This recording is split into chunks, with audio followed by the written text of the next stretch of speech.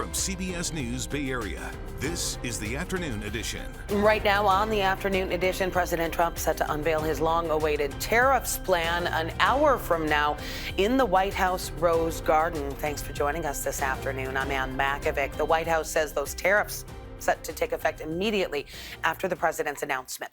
Natalie Brand is in Washington with the details. This is the beginning of Liberation Day in America. The Trump administration has billed today as one of the most important in modern history as the president prepares to unveil his plan for reciprocal tariffs on a broad range of countries that tax U.S. goods. We are focused on restoring the golden age of America and making America a manufacturing superpower. While the administration has said the tariffs will generate hundreds of billions of dollars in revenue and bring jobs back to the United States, economists say it will take time. Even if it does, that requires new factories to be built. That doesn't happen overnight. Many experts weighing in as the White House finalizes its trade policy announcement say new tariffs will likely mean higher prices for the consumer, something everyday Americans are bracing for. I'd like to buy American, but the fact is very few things are made exclusively in America. Roy Rubenfeld says he recently bought a car ahead of the new 25% tariff on foreign vehicles and auto parts set to take effect Thursday. Cars used to be a lot more simple, but now with new safety features and all of that, the parts of a car come from almost all over the world. The White House has said the reciprocal tariffs announced today will be imposed immediately and will likely impact countries that have big trade deficits with the U.S. Government data shows China, the European Union, and Mexico are among those at the top of the list. So it is going to be interesting, and the new Trump administration tariffs could have a direct impact on the Port of Oakland. Most of its traffic comes from Asia. Veronica Macias has more. The Port of Oakland is considered the 9th largest container port in the entire U.S., and all the tariffs collected here electronically will then be passed down to you, the consumer. As business leaders and investors wait for clarity on the president's sweeping tariffs plan. So it's just everything is essentially on a pause right now. Maritime Director Brian Brandis with the Port of Oakland says the uncertainty is causing some disruption to the trade industry. The uncertainty is really around is what percentage is going to be implemented with the tariffs. So once that's established, then importers can establish the routes and the sourcing of where the products are going to be sourced from, as well as the contract pricing they're going to be selling to the end customer. As far as the products affected, the majority of goods inside these containers are coming from Asia, and it's on everything you can think of, from furniture, appliances in your home, and all types of electronics to clothing and auto parts. While there seems to be a sense of tariff anxiety, there are some comforting words from Brandis, who says the last time tariffs were enacted back in 2018, there was minimal disruption. Any type of disruption in the supply chain, which tariffs will, a change of tariffs is viewed at, will disrupt the supply chain. There will be, incremental costs. There will be some products unavailable for a period of time, but the industry is very resilient and it will regain in its balance. Until then, the industry will have a lower volume of products. However, once contracts for the imported goods are renegotiated, the tariffs will be paid 100% by you, the consumer, and not exporters and importers. The tariffs collected here at the Port of Oakland will increase the general fund. However, if there's less product purchased because of the imposed tariffs, that might not be the case, and it may not help the economy. You can track the prices of goods impacted by tariffs yourself on the CBS News website. You can see the potential changes for groceries, cars, and a lot more. That is at cbsnews.com/tariffs. To our first alert weather now. A little breezy and cool this Wednesday as we take a live look outside over the city of San Francisco. Meteorologist Jessica Birch in the virtual view studio with our forecast.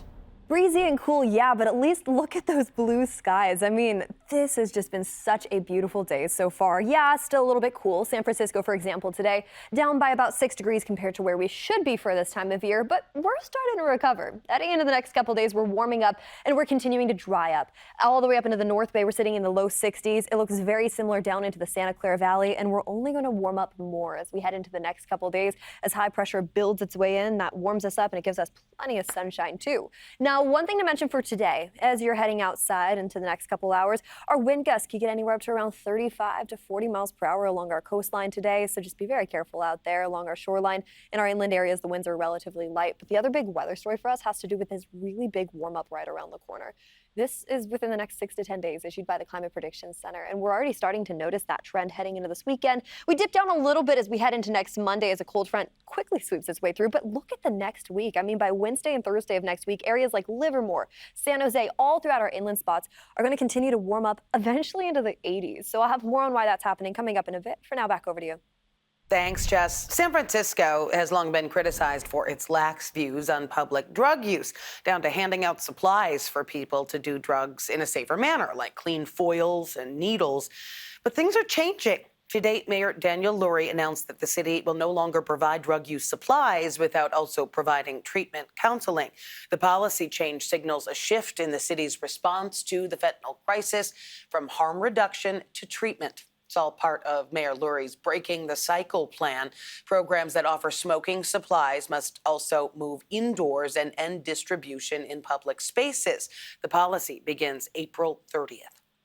Firefighters in San Jose sounding the alarm about how budget cuts could impact their ability to serve the community. They're joining a coalition of city workers and union members asking city managers to consider alternatives to hiring freezes and layoffs that could negatively impact public safety. They held a news conference today at Fire Station 33, a station that was permanently closed because of budget issues in 2011.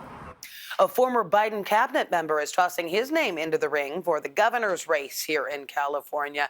It's going to be a hot one. Xavier Becerra, the former health secretary under President Joe Biden, is joining the growing field of candidates hoping to lead the Golden State. Becerra is the former California Attorney General, and he's been considering a run for the governor's office for at least a year. He launched his bid this morning in a brief video on the website Politico. The dust still settling after some big special elections across the country. Voters in the swing state of Wisconsin chose liberal Judge Susan Crawford to sit on the state's high court. That is considered a blow to President Trump and billionaire advisor Elon Musk, since that secures the court's liberal majority in a state set to take up cases related to abortion, labor rights, and congressional maps. That race was the most expensive judicial contest in U.S. history, with some mega donors involved for the opposing candidates. That includes Musk handing out two $1 million checks to voters in a move that also landed in court. In Florida, Republicans retained 2 House seats. Randy Fine won over Democrat Josh Weil for the spot left vacant when Mike Walz became President Trump's national security advisor. Jimmy Patronis beat out Democrat Gay Villamon, filling the seat of former Congressman Matt Gaetz. The wins bolster that slim GOP majority in the House. Still ahead here at noon and streaming on CBS News Bay Area, a classic Bay Area rivalry game is back with a twist. We're hearing from the managers behind the Battle of the Bay 2.0. And let's take a live look outside before we head to break. Blue skies over the city of San Francisco. You can see the Transamerica Tower there. And the check on our weather when we come back.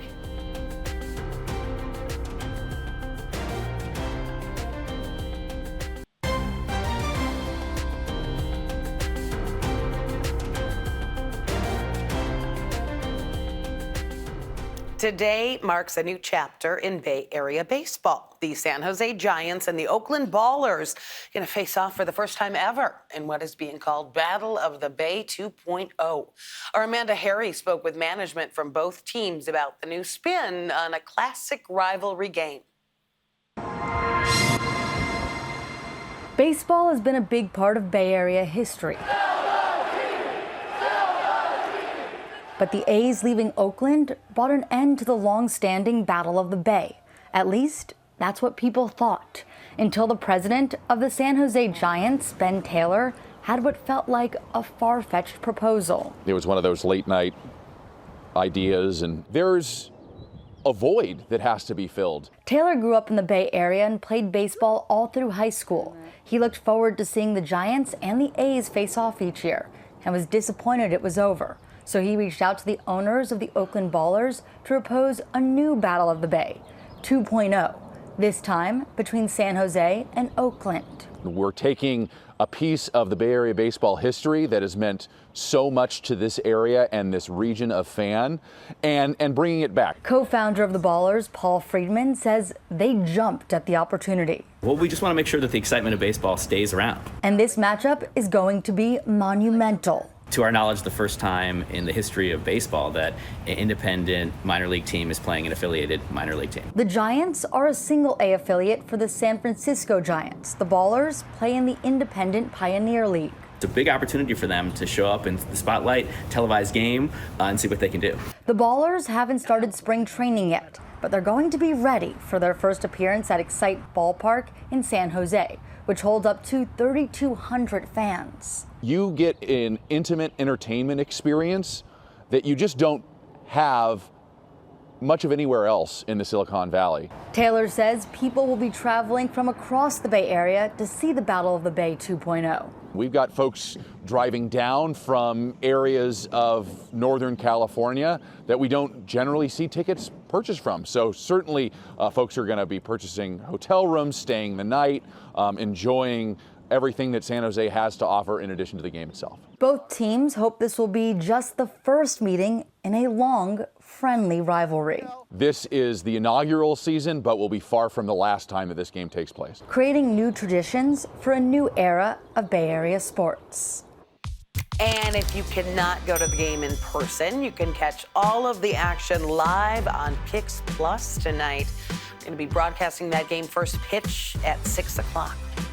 Back to our first alert weather, taking another live look outside. Let's check back in with meteorologist Jessica Birch. Oh, it's looking beautiful out there. A couple clouds here and there, but I mean, that sunshine is just completely taking over the bay. Now, as we head into the afternoon hours today, one thing I want to mention, we are dealing with some gustier conditions. We talked about this earlier. Along our coast right now, winds are anywhere up to around 30 miles per hour up near Bodega Bay. Lighter conditions near San Francisco, but we advance the clock into the next couple hours and watch how those wind speeds start to highlight just a little bit more areas like San Francisco down into Half Moon Bay with about 30 mile per hour wind gusts into the afternoon and evening hours tonight. You'll notice a little bit breezier conditions in our inland areas too. And speaking of, let's actually head over on the map to our inland areas where daytime highs today are not that bad. I mean, sitting a little bit below average right now by about 4 to 6 degrees in areas like San Francisco and Oakland. That puts us in the low 60s this afternoon. But once we head into the next couple days, we're in for a treat. We're going to experience a warm up widespread throughout the bay. So Santa Rosa today tops off at 63 degrees. Napa 62, upper 50s in areas like Half Moon Bay and Vallejo. Let's drop the map and talk about something that's happening right around the corner. We also mentioned this earlier too, but above normal conditions are expected as we head into the next 6 to 10 days issued by the Climate Prediction Center. And that does warm us up a lot more, especially as we head into next week. But notice Monday. Notice that little bit of a dip before we start to warm up significantly into the next 10 days. Let's go this way, Simon. As we head into the next couple days, we're going to stay dry until Monday as a cold front quickly sweeps throughout the bay, bringing in some scattered showers in the forecast for us. But temperatures, for the most part, still stay pretty mild. We're going to hold on tight to 70s as we head into next Monday for our inland areas. As we head over into the bay, we'll cool down into the 60s and then right back up to upper 60s and even some 70s as we head into next week's forecast. So some big changes on the way, a little bit of a roller coaster for us. For now, at least, we're dealing with dry conditions. Next Monday will be the day that you're going to want to hold on tight to that umbrella, and then we can ditch it once we head into the rest of next week because we have another warm-up right around the corner. Back to you. Governor Newsom just issued a proclamation declaring April 2025 as Autism Acceptance Month. And on this World Autism Awareness Day, we are celebrating a racing prodigy who doesn't even have a license yet. 14-year-old Cameron Caraway started racing when he was just 6 years old and never took his foot off the gas. He has raced in more than 200 competitions and has become California's first black state champ. Someone like Cameron can line up sponsors and secure their future, but instead, he dedicated the space on his race car to Joshua's Gift. That is a nonprofit supporting families with autism. He's an incredible role model. We have other kids now coming behind that I want to be a race car driver. You can watch the full story by our Itai Hod coming up tonight at 5 on KPIX. And remember, you can watch the Battle of the Bay 2.0 between the Oakland Ballers and the San Jose Giants. That is going to be broadcast live on Pix Plus, first pitch tonight at 6 o'clock. Meantime, that is it for the afternoon edition. Remember, we are streaming 24/7 on the free CBS News app. Just choose live and then go to Bay Area. Have a good one.